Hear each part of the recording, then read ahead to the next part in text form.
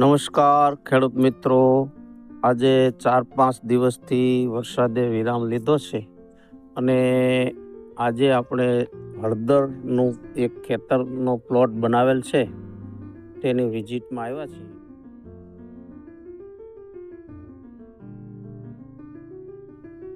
તો જોઈએ તો હળદરમાં 5-6 દિવસ પહેલા વરસાદ અતિ હોવાથી આ ખારિયામાં બધે પાણી ભરાઈ ગયેલ હતું અને વરસાદનો વિરામ લેવાથી પાણીનો નિતાર થઈ ગયો છે.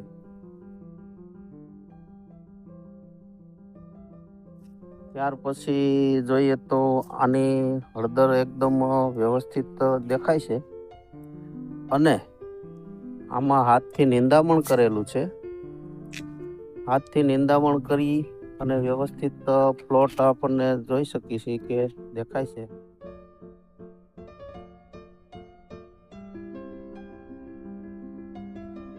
અને પારા માથે હળદર હોવાથી તેને પાણીનો નિતાર થઈ ગયો છે, એટલે ગાંઠિયોનું જે મૂળનું જે પ્રોબ્લેમ ફૂગનો છે તે કાંઈ દેખાતો નથી. છતાં આપણે વરસાદ રહી ગયો છે અને વરાપ સારી છે, તો આના મૂળની અંદર માઇકોરાજલ જે આવે છે તેનું ડ્રિન્ચિંગ કરી અને વ્યવસ્થિત આપી દઈ તો આ પ્લોટમાં મૂળમાં અંદર જો કોઈ ફૂગ લાગી હોય, કોઈ મૂળની અંદર નિમિટોડ હોય તો તેનું નિરાકરણ થઈ જાય અને ગાંઠિયોનું બંધારણ સારું થાય, મૂળ વિકાસ સારો થાય તો પછી ગાંઠિયો સારો થાય.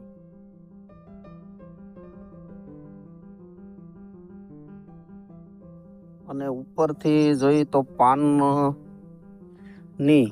વ્યવસ્થિત દેખાય છે, પાનમાં કોઈ પ્રોબ્લેમ છે નહીં, પણ છતાંય આપણે વરાપ સારી હોય અને અત્યારે જો કામ થઈ જાય, માઇકોરાજલ મૂળથી અપાઈ જાય તો હળદરનો પ્લોટ જે છે તે વ્યવસ્થિત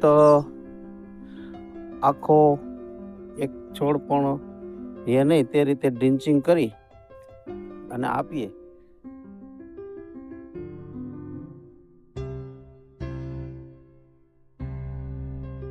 તો તેને સારું એવું પોષણ મળી શકે. અને કોઈ ફૂગજન્ય રોગ હોય, કોઈ નિમિટોડનો પ્રોબ્લેમ હોય અને શરૂઆત થતી હોય, વરસાદ રહેવાથી પાણી ભરાવાથી જે ફૂગનું જે કાંઈ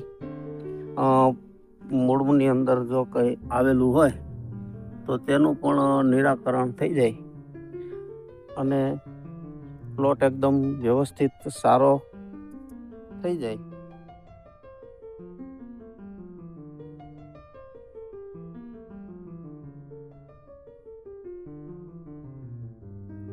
આમ જોઈએ તો પાનમાં આ પાન બહુ વ્યવસ્થિત અને એકદમ હેલ્ધી છે.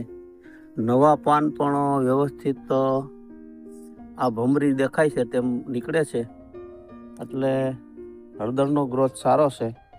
પ્લોટ બહુ વ્યવસ્થિત અને સારો એકદમ કાળજીથી કરેલું છે. જોઈએ તો હાથથી નિંદામણ કરેલું છે.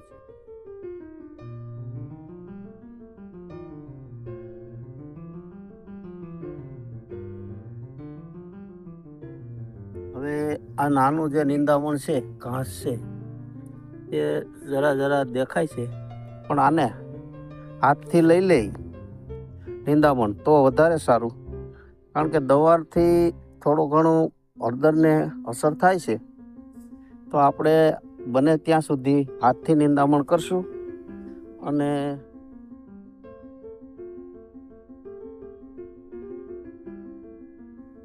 ત્યાર પછી વરસાદ હોય તો તરત પાણીનો નિકાલ કરવો જરૂરી છે. પાણીનો નિહાર આપણે કરી જ લીધો છે. જોકે વરસાદ રહી જાય એટલે પાણી તરત નિતાર થઈ જાય એવું આયોજન આપણે કરેલું જ છે પાછળથી. એટલે વરસાદ આવે ત્યારે પાણી ભરાય, પણ 1 દિવસના આતરું થાય એટલે તરત પાણીનો નિતાર થઈ જાય છે. અને જોઈએ તો હળદર બહુ સરસ પ્લોટ દેખાય છે.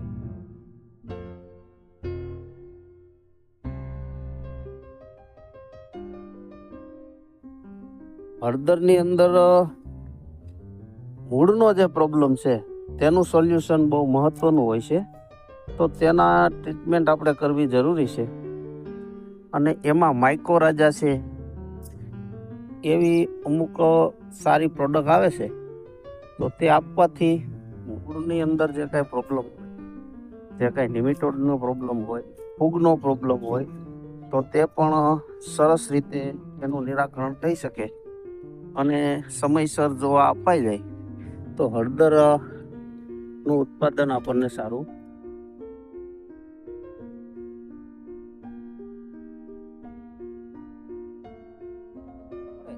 જે સમયે જે કામ થઈ જાય અને જે જરૂરિયાત છે તે છોડને આપવી જરૂરી છે, તો આપણે તેની ટ્રીટમેન્ટ ચાલુ કરશું આજે અને વ્યવસ્થિત પ્લોટ બનાવશું. ત્યાર પછી જોઈએ.